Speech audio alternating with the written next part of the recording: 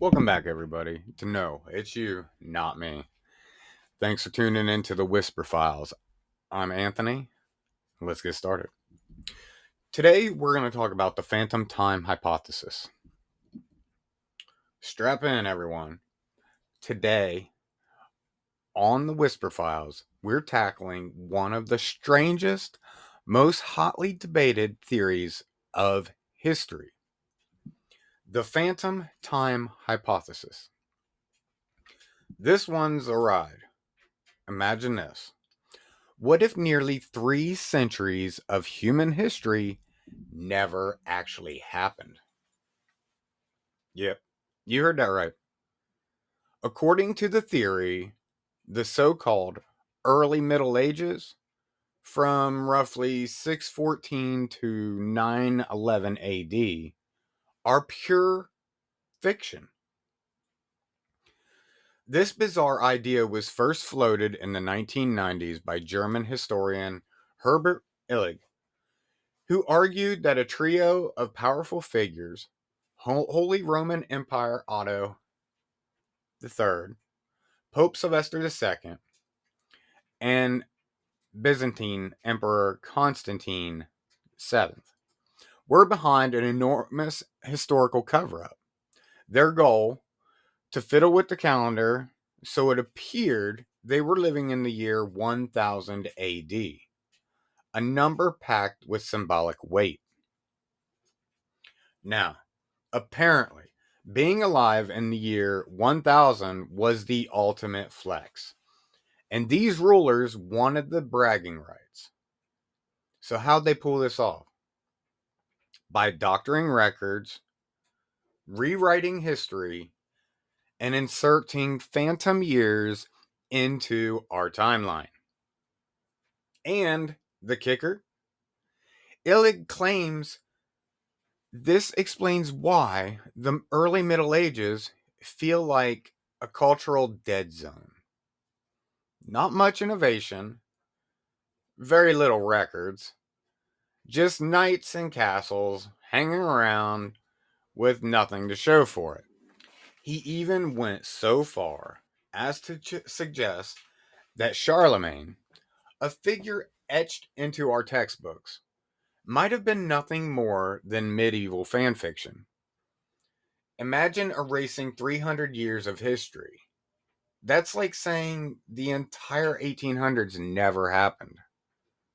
No Napoleon, no Beethoven, no railroads, and if Charlemagne were fake, then someone went full medieval Bansky, scattering statues and coins across Europe just to mess with us. Illig's theory rests on 3 main pillars: calendar problems, a suspicious lack of architecture, and historical oddities.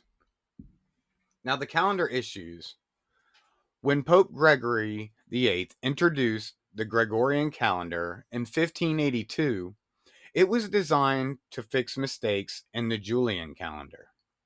Illig's conclusion: someone padded the time. As far as architecture, very little survives from those phantom years. What does exist, like the Aachen Cathedral, seems to advance for the time era. Historical stagnation.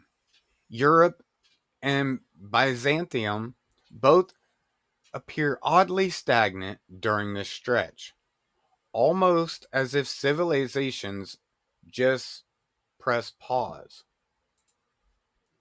So basically, humanity took a 300-year nap, and nobody noticed. And the missing architecture. Let's be real. Modern developers can throw up a Starbucks in 6 weeks. Maybe medieval builders weren't cranking out monuments nonstop. And as for the so called stagnation, maybe people were just busy dodging plagues and inventing cheese. But let's say, for argument's sake, the phantom time hypothesis is true. how would they actually pull it off? Think about it. They'd need forged charters, fake decrees, counterfeit chronicles, planned artifacts, retroactive cathedrals, and astronomical trickery to line up celestial events with the altered timelines. That's a monumental effort. I mean, we struggle to coordinate a group chat dinner plan, and here supposedly emperors with popes conspired to rewrite centuries of history without leaving behind a simple oops memo. Not to mention, what was the payoff? Congrats, you're living in the year 1000. Meanwhile, peasants are still plowing fields and growing turnips. It doesn't exactly scream masterstroke. Even if, even if Phantom Time doesn't hold up, it shines a light on the oddities of the Middle Ages. Maybe it wasn't missing years, just missing context. Records were scarce because writing was mostly confined to monasteries. Renaissance scholars later painted this period as a dull gap between Rome and their own cultural rebirth. But in truth, the Middle Ages brought us universities, mechanical clocks, and Gothic architecture. So maybe it's less a dark age and more like history's middle child, ignored, underappreciated, but actually pretty interesting if you pay attention. But of course, most historians dismiss Illig's claims outright. Why? Because we have coins, manuscripts, architecture, and astronomical records from the supposed missing centuries. Eclipses line up exactly as medieval scholars recorded them. Something that would be impossible if centuries were fabricated. And outside of Europe, China, and the Islamic world have detailed histories that fit perfectly into the same time frame. For Phantom Time to be real, you need a global conspiracy. And honestly, we can't even agree on how to pronounce GIF, let alone fake the world's history in unison. Let's play with the logistics again. To erase 300 years, you need endless scribes, forgers, and builders all in on the act, never slipping up. That's harder than planning a medieval royal wedding. And the paperwork, forget it. Somewhere there be letters like, Dear ma'am, today we invented a new century. Pass the stew. So why does the theory still attract believers? Because it's a killer story. Secret emperors, shady popes, a timeline stretched like elastic. It's practically a historical thriller. And since the Middle Ages really do feel murky compared to other eras, people find it satisfying to imagine those gaps explained away. Plus, questioning history feels kind of like playing detective. The idea has popped up everywhere: sci fi shows, fantasy novels, and video games like Assassin's Creed, which loves bending history into wild conspiracies.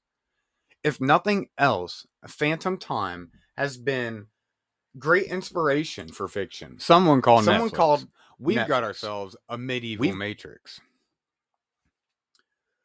But okay, what if Illig was right?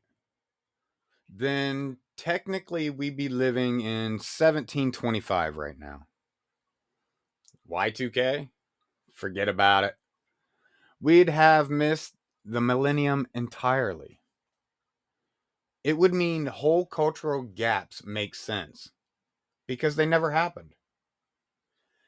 And it would raise bigger questions.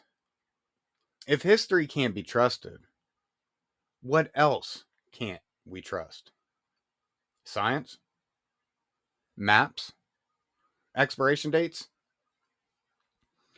Even if it's false, it's a reminder that history is messy, subjective, and often written by those in power.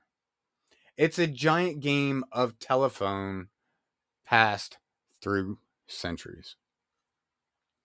So, did we lose 300 years of history? Most experts say absolutely not. But the phantom time hypothesis is still a fascinating thought experiment. A reminder that our understanding of the past is always shifting. Maybe there aren't phantom centuries, but history is full of blind spots, biases, and mysteries. And that's why people keep revisiting theories like this. Because deep down, we love the idea of a hidden plot lurking in the footnotes of our past. So, what do you think? Was the Middle Ages a massive hoax or just a misunderstood period of time? Drop your thoughts in the comments below. Hi, everybody. You've been watching No, It's You, Not Me, the channel that exposes the lies, cracks the myths, and makes you laugh while doing it. Hit that like and subscribe button and share with a friend who swears they know the truth. Because if it's not you, it's them every single time.